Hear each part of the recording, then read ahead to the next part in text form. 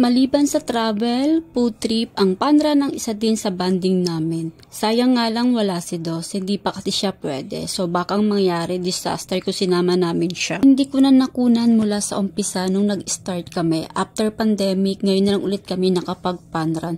Kasi si Uno hindi nasanay, ang bilis niyang mapagod. Lakad takbo ang ginagawa niya. So kami ni Daddy, sinasabihan namin siya para hindi huminto. Sa part na to, nag-start kami. Nakita ko kasi na bawat runner na stop para magpa-picture. Hindi kagandahan sa video pero sa personal ang catching niyan. Nadaanan din namin si Spider-Man kaya napa-stop na naman kami. Alam nyo ba, kapag may event ang Rantarantantan, lagi kami naka-join sa kanila. Lalo na si Sir Berwin ang host at isa sa nag-organize ng event. Wala kaming pinalalampas magmula nang maka-join kami sa kanila. Ang nagustuhan namin dito sa Rantarantantan, maayos at talagang organize.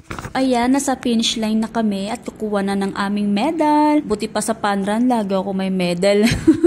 Nauna na si Uno, tapos si Daddy, ayan na, kukunin na nilang medal. Pila na kami para kunin ang aming finisher t-shirt. Dito sa Rantarantantan, wala kang talo. Yung binayad mo, sulit. Meron silang finisher t-shirt, parapol, and giveaways na galing sa sponsor. Kaya yung uuwi ka talaga na panalo, lalo na kung mabubunot ka sa raffle nila. Nakakatuwa. Nung araw na yan, swerte kami. Fast forward, after ng Panran, dumaan kami dito sa Popeyes. Kanina pa kasi nagugutom si Uno. Dapat sa Luneta kami kakain, kaya lang wala kami magustuhan. Kaya dumaretso na lang kami kung saan kami nag-park. First time naming tatlo dito. In fairness, maganda at malaki yung branch nila dito. Okay din ang ambience, maliwalas at malinis tignan. Tapos yung mga staff nila dito, maasikaso. Paupuin ka na lang nila at ihahatid yung order. Tapos na kaming kumain, kadalasan kain muna kami bago mag-video or mag-picture. Lalo na kapag gutom na kami. Hay nako, wala nang video-video.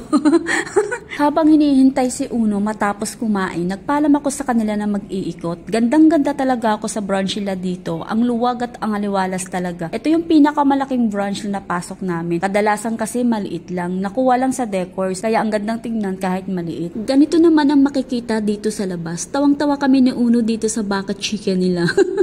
Ang laki, tapos akalain na parang totoo. Ang ganda ng pagkakagawa. Meron sila dito waiting area for take-out and para sa mga food grab rider. Ganito naman ang kanilang drive-thru area. Ang cute din, hindi masikip, sakto ang space. Pero ang catching dito is yung decors. Overall, dito sa labas, ganito ang itsura. Mas maganda to sa gabi kasi may lights. Coffee is light, kaya heto, nag-aya si Mr. Napa-stop over na naman kami. Uwing-uwi na ako niyan kasi namimiss ko na si Dos. Kaya lang dahil minsan lang kami makapag-solo na tatlo, kaya samantalahin na raw namin.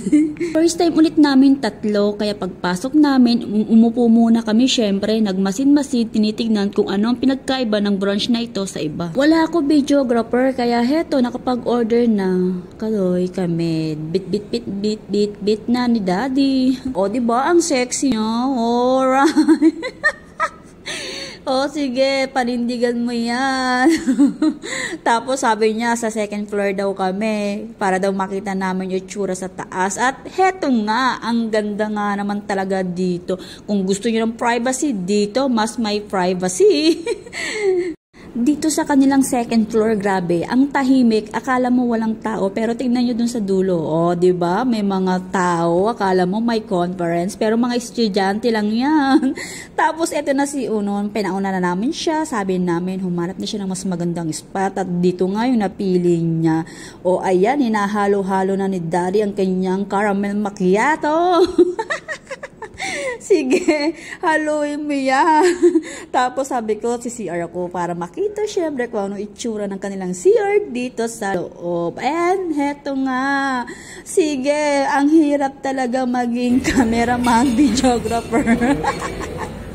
Sige, actually, malinis dito. In fairness, malinis. Ang pinakagusto ko sa mga kinakainan namin is yung CR malinis. Kasi minsan, di ba, alam niyo na, minsan pag nakita mo hindi maganda, nakaduri. So, eto na. Uuwi na kami. Finally, natapos na. Nag-take off na kami kasi hindi namin naubos. Kasi busog pa nga kami talaga yan nung pagkagaling namin sa Papay.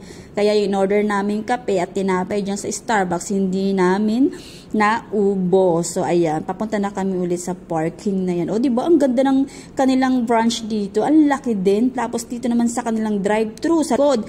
Diyan din yung kanilang parking. O, ang lawak. O, diba? Diyan yung kanilang entrance. Yan.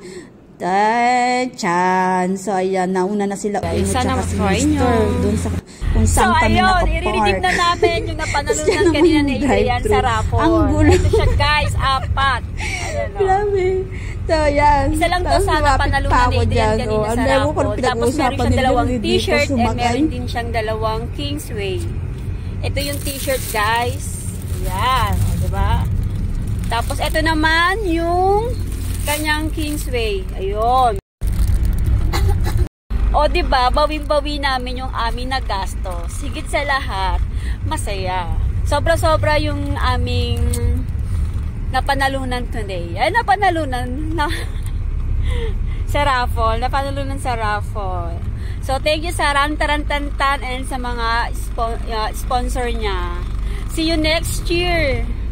Look, guys, kawawa naman si Alto. Warat-warat ang kanyang kumot. Bibilang pa lang. At least sulit na nagamit, diba? Oh, diba? Yun lang, guys. Sana nag-enjoy kayo. See you next time. Thank you.